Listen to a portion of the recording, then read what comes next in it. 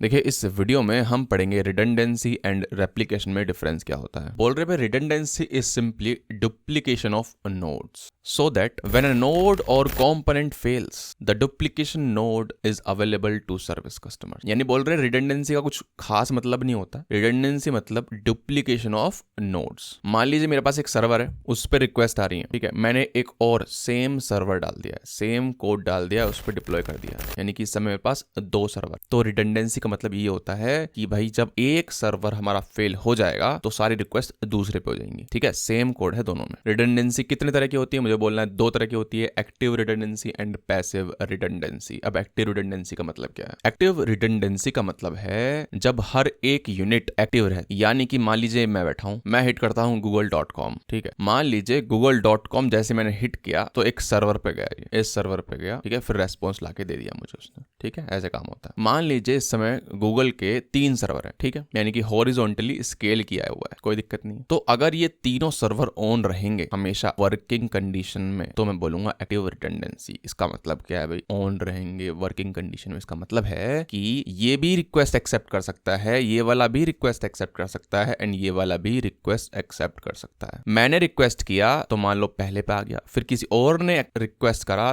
तो दूसरे वाले सर्वर पे चला गया, एंड तीसरे ने रिक्वेस्ट करी तो तीसरे वाले पे चला गया, ठीक है, यानी कि सभी के सभी सर्वर्स रिक्वेस्ट एक्सेप्ट कर रहे होंगे। कोई रिक्वेस्ट आती है, वो जाती है लोड बैलेंसर के पास, एंड लोड बैलेंसर देखता है कि भाई मुझे किस सर्वर को वो रिक्वेस्ट भेजनी है, ठीक है, नेक्स्ट वीडियो में पढ़ेंगे वो। तो ये है भाई एक्टिव रिडंडेंसी। अब देखते हैं पैसिव रिडंडेंसी क्या होती है। मान लीजिए मेरे दो सर्वर है, पहला और दूसरा। पैसिव रिडंडेंसी में क्या होता है कि रिक्वेस्ट तो एक ही सर्वर पे जाएगी, ये दोनों क्या है, नोड्स रिडंडेंट है, जो कोड यहाँ पे है वही कोड यहाँ पे है, ठीक है, यानी कि डुप्लीकेट्स हैं। तो यूजर जब रिक्वेस्ट करेगा तो एक ही सर्वर पे जानी है सारी चीजें। लेकिन अगर ये सर्वर क्या होगा, ये होगा इनएक्टिव, ये सो रहा होगा भाई, ठीक है। होगा क्या, अगर पहला सर्वर डाउन चला जाता है तो सारी रिक्वेस्ट फिर वहां नहीं जाएंगी, फिर जो सो रहा था उसके पास चली जाएंगी, ठीक है ना। ये होता है पैसिव रिडंडेंसी। तो पैसिव रिडंडेंसी मतलब कि भाई एक वर्किंग सर्वर होगा और एक इनएक्टिव स्टेट में होगा हमारा। अगर वो एक्टिव वाला सर्वर जो है वो खराब हो जाता है, बंद पड़ जाता है, तो हम जो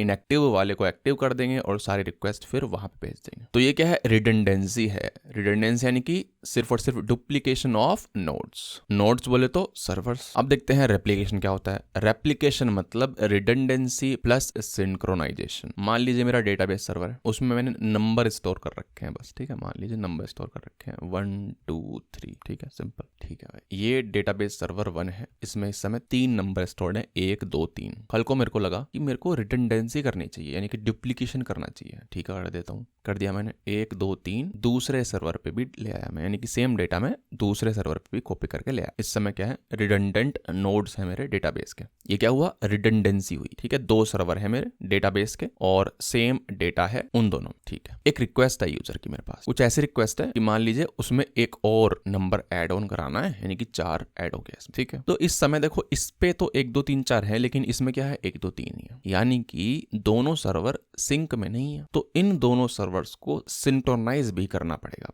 यानी कि इसमें भी 4 डालना पड़ेगा, मैनुअली डालना पड़ रहा है, यानी कि सिंक्रोनाइजेशन करना पड़ रहा है। तो रेप्लिकेशन यही होता है कि रिडंडेंसी यानी कि कॉपी करना प्लस सिंक्रोनाइजेशन, ठीक है, यानी कि ऑल द टाइम हमारे सभी सर्वर पर डेटा सेम होना चाहिए। अब देखिए, ध्यान से देखिए, अगर मेरा कोई सर्वर है, जैसे कि मान लो कोई कोड बेस डाला हुआ है मैंने, जार डाली हुई है, तो उसमें तो सिंक्रोनाइजेशन की जरूरत है नहीं, क्योंकि एक जार है, ठीक है, और वही जार अपने 10 सर्वर पे डाली हुई है, तो क्या सिंक्रोनाइजेशन की जरूरत है? कोई जरूरत नहीं है। लेकिन अगर कोई डेटाबेस है, डेटाबेस में जरूरत पड़ेगी सिंक्रोनाइजेशन की। तो सिंपली अगर मैं कहूं मैं, तो डेटाबेस के केस में हम रेप्लिकेशन यूज करते हैं। अब जिस तरह रिडंडेंसी 2 तरह की थी, एक्टिव एंड पैसिव, उसी तरह रेप्लिकेशन भी 2 तरह की होती है, एक्टिव एंड पैसिव। एक्टिव का मतलब क्या है, जितने भी आपके नोड्स हैं वो सारे के सारे रिक्वेस्ट एक्सेप्ट कर रहे होंगे। अब देखिए डेटाबेस में 2 रिक्वेस्ट होती है, रीड एंड राइट की। तो एक्टिव के केस में सभी के सभी नोड्स, जैसे मान लीजिए कोई रिक्वेस्ट आ रही हैं और मेरे 3 सर्वर हैं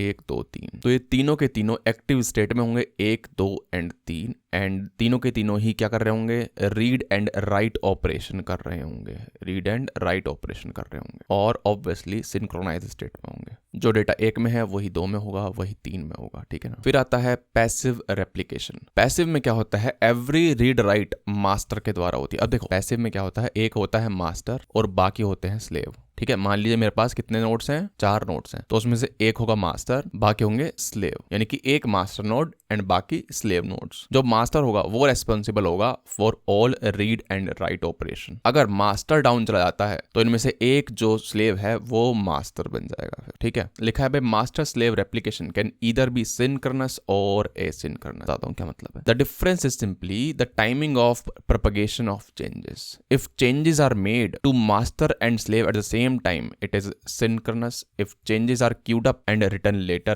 is asynchronous. मतलब क्या है, मान लीजिए मैं कह रहा हूं कि भाई मुझे पता चल गया कि रेप्लिकेशन 2 तरह का होता है, एक होता है मेरा एक्टिव एंड पैसिव। अब मैं पैसिव देख रहा हूं, पैसिव में क्या होता है, एक मास्टर होता है बाकी स्लेव होता है। अब मैं कह रहा हूं हर रीड राइट ऑपरेशन किया जाएगा बाय मास्टर। अब जो मास्टर है वो रीड राइट ऑपरेशन कर रहा है, तो मेरे को जो चेंजेस होंगे वो सिंक्रोनाइज करने पड़ेंगे to all the slave nodes as well. तो वो मैं स्लेव नोड्स को सिंक में कैसे ला रहा हूं, तुरंत के तुरंत ला रहा हूं, तो बोलते हैं हम सिंक्रोनाइज्ड है। तो मैं बोल रहा हूं ये सिंक्रोनस है। अगर मैं बाद में शेड्यूलर चला रखा है मैंने, बाद में सिंक्रोनाइज कर रहा हूं उनको, तो मैं बोलूंगा भाई ये जो प्रोसेस है वो एसिंक्रोनस है, ठीक है। तो भाई ये वीडियो समाप्त होती है। इस वीडियो में हमने देखा difference between replication and redundancy. Redundancy कुछ नहीं होता है, सर्वर का डुप्लीकेशन होता है। रेप्लिकेशन क्या होता है, उन सर्वर्स का सिंक्रोनाइजेशन भी होता है रेप्लिकेशन के अंदर। हमने देखा रिडंडेंसी 2 तरह की होती है, एक्टिव एंड पैसिव। कोई नई बात नहीं है, ये पता है हमको। रेप्लिकेशन भी 2 तरह की होती है, एक्टिव एंड पैसिव। एक्टिव समझ में आती है। पैसिव में क्या होता है रेप्लिकेशन के अंदर,